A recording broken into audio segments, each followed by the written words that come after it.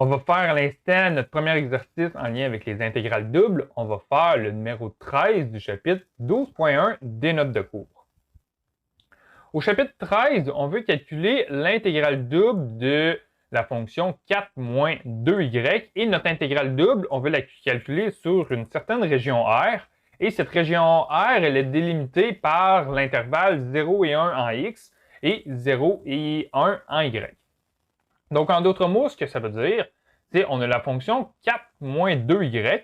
Donc, je vais tracer ma fonction 4 moins 2y en 3 dimensions. Donc, on a cette fonction-là ici. Et je vais également tracer la région sur laquelle je veux calculer mon intégrale double, qui est la région entre 0 et 1 en x et entre 0 et 1 en y. Donc, c'est cette région-là en rouge. Et sur ma fonction, en d'autres mots, c'est cette portion-là ici.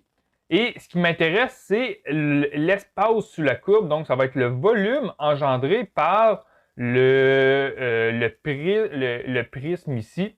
Donc, si je fais la projection sur mon plan OXY, je cherche l'espace sous ce plan-là.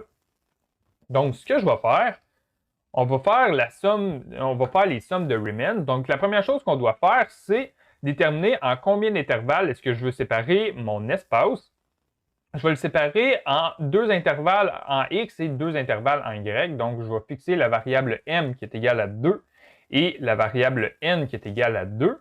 Donc, ce qui va me permettre de calculer, premièrement, un delta x qui est égal à 1/2. Donc, puisqu'ici, on a un domaine entre 0 et 1, si je sépare cet espace-là en deux intervalles, on va avoir des delta x de 1. Même chose, un delta y, je vais avoir un delta y de 1/2. Et là, ensuite, ce que je dois faire, c'est je dois calculer deux valeurs de ma fonction en x et deux valeurs de ma fonction en y. Donc, je vais me faire un petit tableau.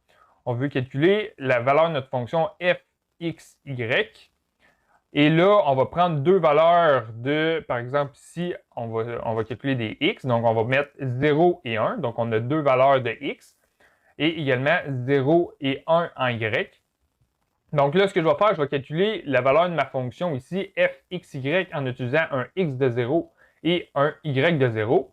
Donc, en remplaçant ici x par 0 et y par 0, on va obtenir 4. Ici, en remplaçant x par 1 et y par 0, on va obtenir également 4. Ici, en remplaçant x par 0 et y par 1, on va obtenir 2. Et en remplaçant x par 1 et y par 1, on va obtenir également 2. Donc, si je me suis fait un petit tableau, là, je mets des petites lignes pour que ce soit plus clair. Donc là, ce que je vais faire, je vais calculer le volume de mon solide qui est égal à... Et là, dans le fond, ce que je vais faire, je vais additionner chacune de mes valeurs de mes fonctions ici. Donc, je vais additionner 4 plus 4 plus 2 plus 2, à laquelle je vais multiplier delta x et delta y. Donc, je vais multiplier 1/2 multiplié par 1/2. Et on va donc obtenir un volume qui est égal à, si je fais 4 plus 4 plus 2 plus 2, on obtient 12, multiplié par 1/2 fois 1/2, ce qui nous donne 1/4.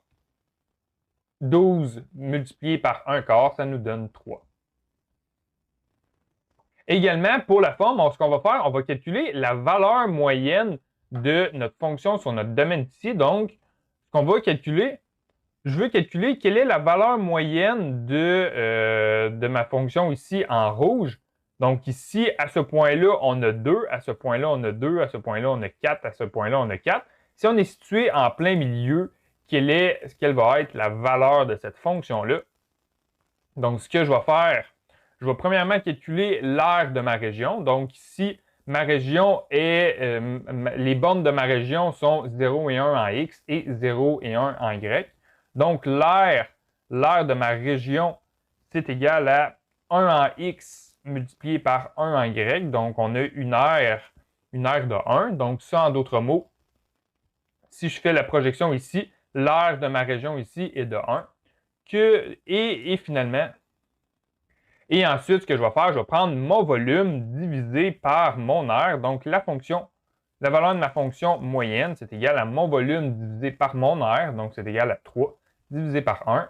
Donc la valeur moyenne, c'est égal à 3.